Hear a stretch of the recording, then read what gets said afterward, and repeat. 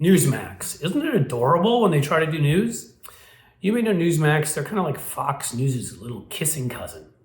They provide more humor, even get more things wrong, share more conspiracies. I know it's hard to believe anybody does more of that than Fox. But man, Newsmax, they punch out higher than their weight class, my friends. And so, sorry. Earlier today, Newsmax decided that they were going to play into grievance politics. You know, it's what the right does. It's what Donald Trump does and Mitch McConnell does and Newt Gingrich does and Fox and you know, Rush Limbaugh when he wasn't dead and some of these other ghouls on the right. But Newsmax decided they were going to really delve into like why liberals hate black conservatives. It was some kind of a racist thing, I think. They're black, they're conservative. We must hate them because of that, not because of, their actual policies suck and don't work. So they decided to show a screenshot of I'm sorry, it's hard not to laugh, of 4 black conservatives that we all hate. I thought I'd read them out loud to you. They are Sheriff David Clark, remember him from Milwaukee, Herman Cain, Ben Shapiro, and Ben Carson. Quite a collection of black conservatives you got there. Now, David Clark I've hated for a long time, and it really has nothing to do with the color of his skin. He can be black, white, green, really anything. When you shackle pregnant women in your prisons, that is torture, and he did that, and that's something that you dislike somebody for, no matter who they are. When you deprive somebody of water to the point of where they die of dehydration in your prison, yeah, that also happened with David Clark. David Clark also went on a trip around 2014, 2015 to this place called Russia. You may have heard of it. He was paid to go by the NRA, who we now know accepted a lot of money from Russia. He met with the foreign minister, Lavrov, of Russia, who we know has been largely responsible for being one of the hawks pushing war in Ukraine. He pushed war in Syria. He was the guy, laughing it up with Donald Trump in the Oval Office when Trump was sharing secrets of Israeli missions against ISIS and maybe getting our allies killed.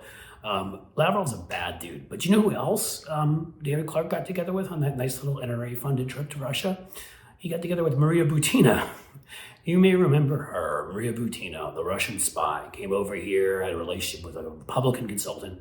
Weird how you keep hearing Republican and NRA and right-wing as if there's some connection between them and Russia.